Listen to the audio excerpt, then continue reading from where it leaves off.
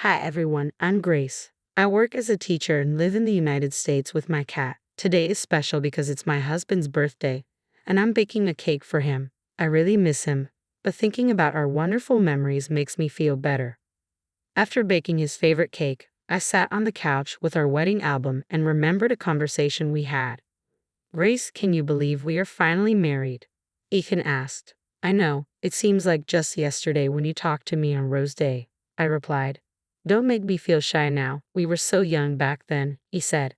That memory took me back 12 years to our school days. Hey Grace, you know today is a pretty special day, right? Ethan said. Let me guess, International Pancake Day. I joked. No, it's Rose Day, the day we showered each other with roses and all that mushy stuff, he explained.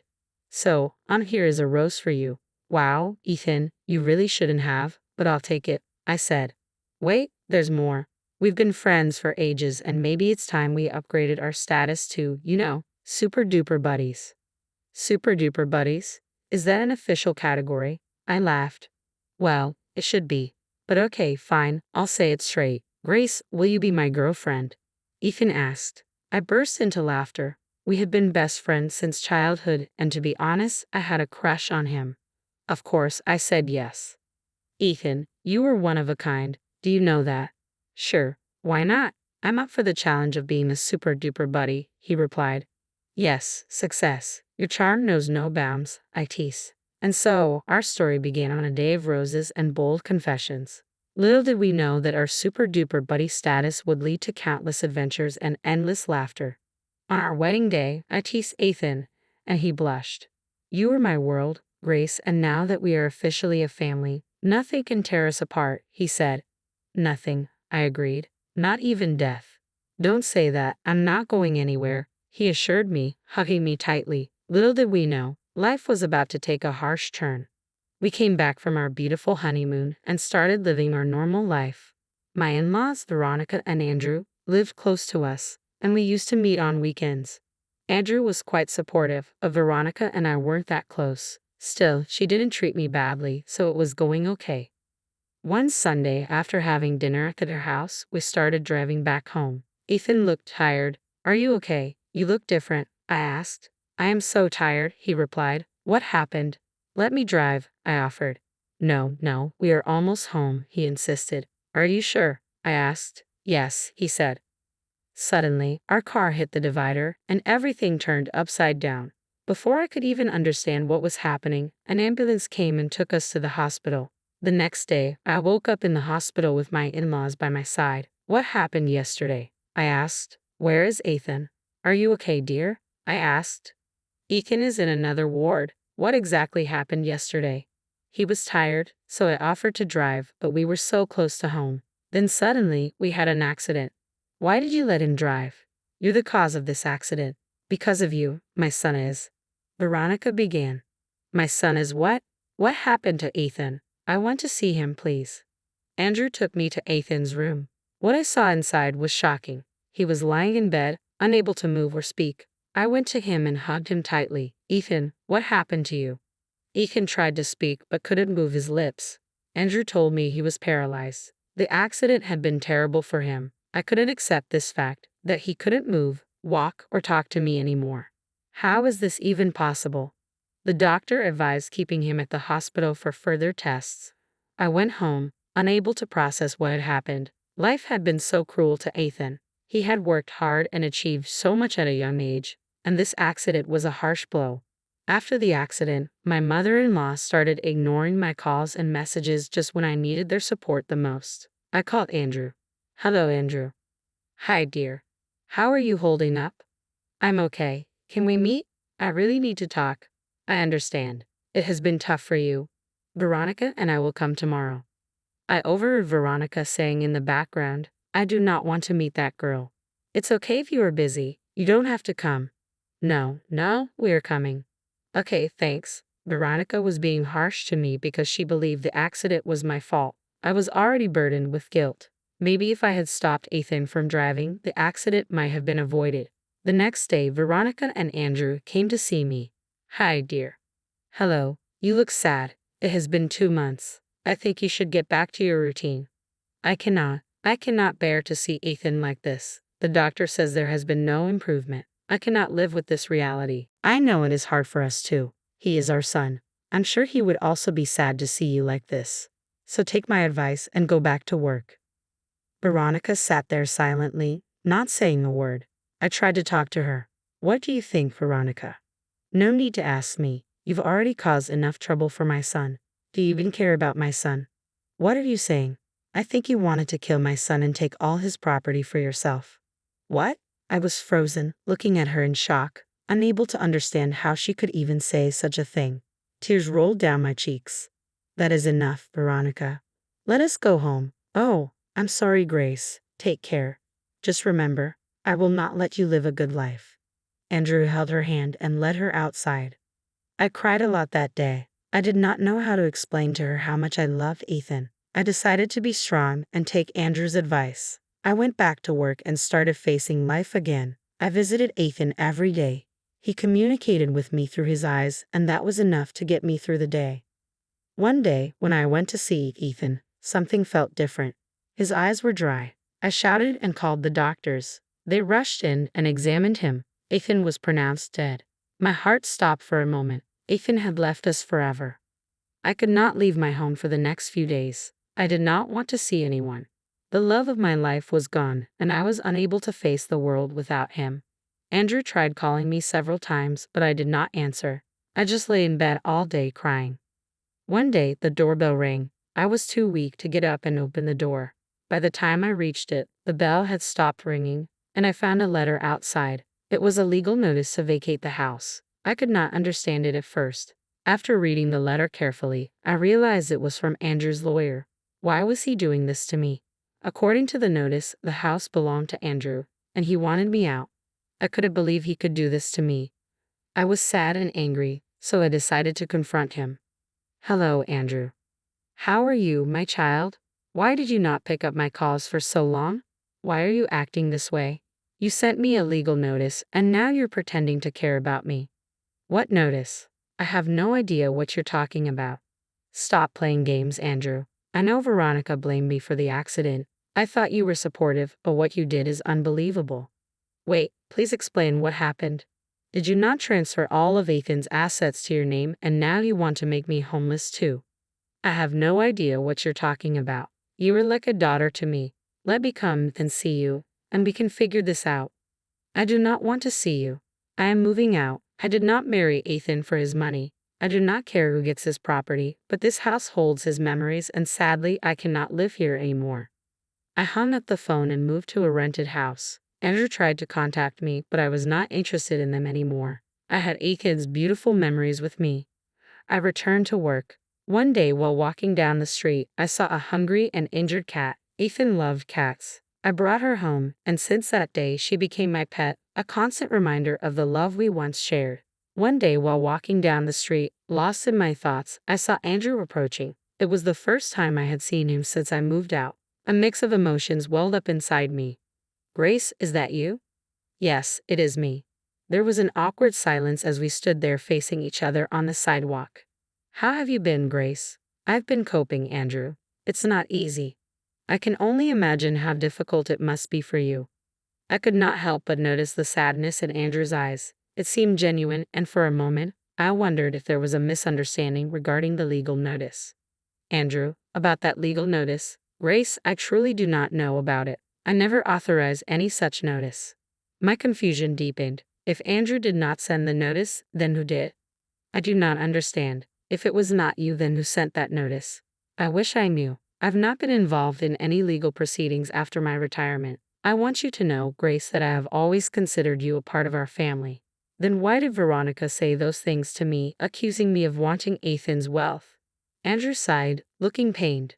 "Veronica has been struggling to cope with Ethan's condition and the loss of her son. She may have said things in anger and grief." I could not hold back my tears. The weight of the past few months had been unbearable, and now, facing Andrew, I felt a mix of relief and sorrow. "I loved Ethan with all my heart, Andrew. I still do." "I know you did, Grace, and I believe you. I will look into this legal notice matter and try to get it sorted out." "Thank you, Andrew." That means a lot to me. As we parted ways, I could not help but wonder about the truth behind the legal notice. It seemed there were more mysteries to unravel in this painful chapter of my life. Andrew's statement seemed like it held some truth. He had been focusing on his farming business ever since his retirement, and Veronica had taken charge of handling all the financial matters. Could it possibly be her? The suspicions started to emerge in my mind, but I was cautious. After all, Veronica was Ethan's mother, and I did not want to accuse her unfairly. So I made up my mind to dig deeper into the matter to ensure I had all the facts. As time went by, I became more and more worried about the legal notice. It felt like a puzzle with missing pieces, and it bothered me a lot. I knew I had to investigate further to find out what really happened, so I asked a police friend who was good at solving mysteries and was ready to help me. Together, we looked into where the legal notice came from. We tried to reach the lawyer as well, but he was out of the country. We carefully followed all the clues, both on paper and online, hoping to find something that would tell us who sent it. It took a lot of time, but I was determined to discover the truth. Finally, after weeks of searching, my friend managed to get a recording of a conversation between Veronica and the lawyer. We also found a digital trail that pointed to Veronica. The proof was clear. Veronica had sent the legal notice, and it seemed that Andrew did not know about it. She had played well by transferring all the assets to Andrew's name so that no one would doubt her. I was sad and surprised by how much she disliked me. I went to Veronica's house when Andrew was not there because I wanted to talk to her alone first to see if she would tell the truth. I rang her doorbell. "Why are you here?" "I did not want to see you. It would be better if you leave." I did not pay attention to her and walked in, sitting on the couch. "This is also my father-in-law's house. You cannot just kick me out. You caused our son's death, and we do not consider you part of our family anymore. Please be polite, Veronica. You will not have much to say in a few minutes." "What do you mean?" I could see the apprehension in Veronica's eyes, a sense that she knew her secret was on the verge of being exposed.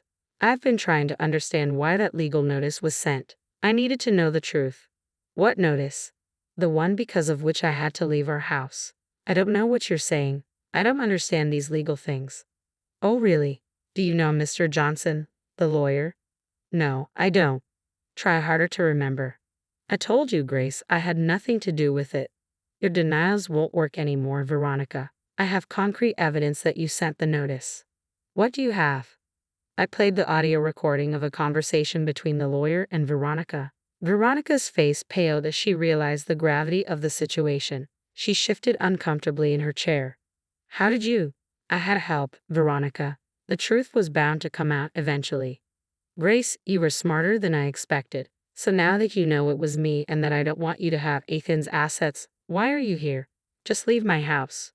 "I'm glad you accepted the truth, Veronica. The truth is, I loved Ethan with all my heart, and his assets are not just property to me. His memories lie in all those things. We can share his assets. I do not want to share anything belonging to my son with his killer." Before I could respond, I heard Andrew's voice. "Shut up, Veronica. You have said enough." Veronica and I looked back in shock. Andrew was already home and had heard everything. I didn't want Andrew to know about the matter so soon. I wanted to settle it with Veronica first. Unfortunately, he heard everything and he looked hurt. "Andrew, you went to the farmer's market. How did you come back so soon?" "I forgot my wallet, but I'm glad I came home. Otherwise, I would have never understood what you have done." "It's not like that. I can explain." "Oh, so you have an explanation. Please explain what you have done. I never thought my wife would keep me in the dark." "Actually, I got insecure about Ethan's property and wanted it to be safe with us.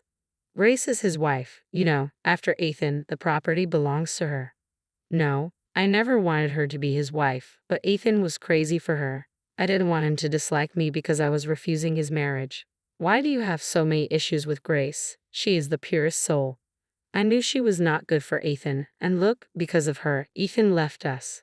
"Stop it, Veronica. You said I am responsible for my husband's death, and since that day, I have been dying inside every day. But let me make it clear, I was not the reason for the accident. It was just bad timing." "Whatever. I never wanted you to be in his life. And now that Ethan is not here, I do not want you to enjoy his property." "Why did you transfer everything into my name?" "Because I did not want to seem bad in your eyes.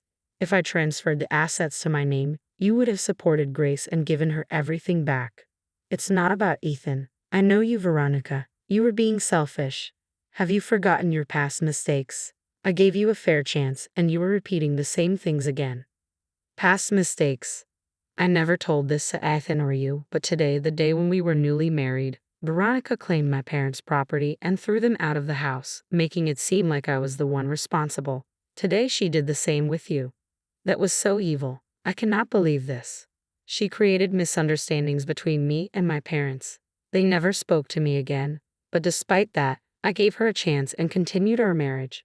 But it looks like she will never understand. I have made my decision. I cannot continue like this. I'm going to file for divorce.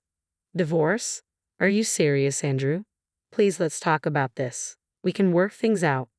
Grace and I have been through too much, and I cannot ignore your secrets and lies any longer. It's not healthy for any of us. Please don't do this to me, Andrew. Where will I go? Don't ask me. My decision is final. Veronica sat down in disbelief. The tension in the room was heavy. I never imagined something like this would happen. I know I messed up by transferring the assets. I did it out of fear. I was scared that if I didn't, Grace would take everything and leave us with nothing. Veronica, I never wanted any of this. I didn't even know about the assets until now. Ethan loved you, and I didn't want to come between you. Enough explanation, Veronica. Just get out of my house. I'll see you in court. Veronica started crying, but she understood that nothing was going to work out. After some time, she left home. Andrew, I didn't want to create problems between you and Veronica. I didn't want to be the cause of more tension in your marriage. This is not your fault, Grace. This is just a reflection of her actions. Andrew, I'm so sorry for everything. You don't have to say sorry. You have lost everything. You're like a daughter to me, and I have decided something for you. What is it? I'm giving you half of my assets. No, I didn't do all this to get property. I just wanted Veronica to realize her mistakes. But I want you to keep it, Grace. We're connected through Ethan's memory, and I'm sure he wants you to have a home. As I remember Ethan and me living in our beautiful house, tears came into my eyes. Thank you so much, Andrew. You were like a daughter, Grace. Feel free to call me whenever you need anything. Sure. I went home. My revenge had been served, and Veronica got a punishment for what she did. I was back home. I knew it would not be easy to live without Ethan, but I was determined to rebuild my life and find a way to honor Ethan's memory with love.